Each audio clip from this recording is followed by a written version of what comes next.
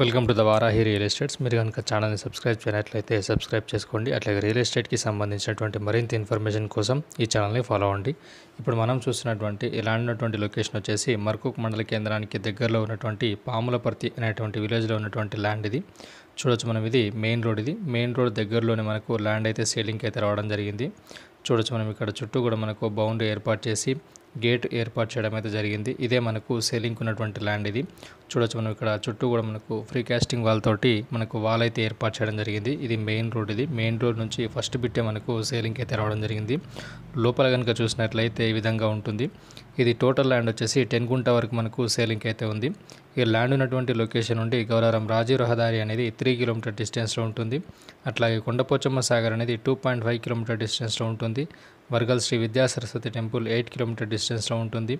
రాబోతున్నటువంటి త్రిబులర్ అనేది 2 కిలోమీటర్ డిస్టెన్స్లో ఉంటుంది. ఈ ల్యాండ్ ఉన్నటువంటి లొకేషన్ నుండి షామీర్పేట్ ఓఆర్ఆర్ అనేది 25 కిలోమీటర్ డిస్టెన్స్లో ఉంటుంది. అట్లాగే జేబీఎస్ అనేది 45 కిలోమీటర్ డిస్టెన్స్లో ఉంటుంది. ఈ ల్యాండ్లో మనకు ఒక బోర్ కూడా అవైలబుల్గా ఉండడం జరిగింది. ఫుల్ వాటర్ సోర్స్ ఉన్నటువంటి ఏరియా ఇది. రెడ్ సాయిల్ ల్యాండ్ ఇది.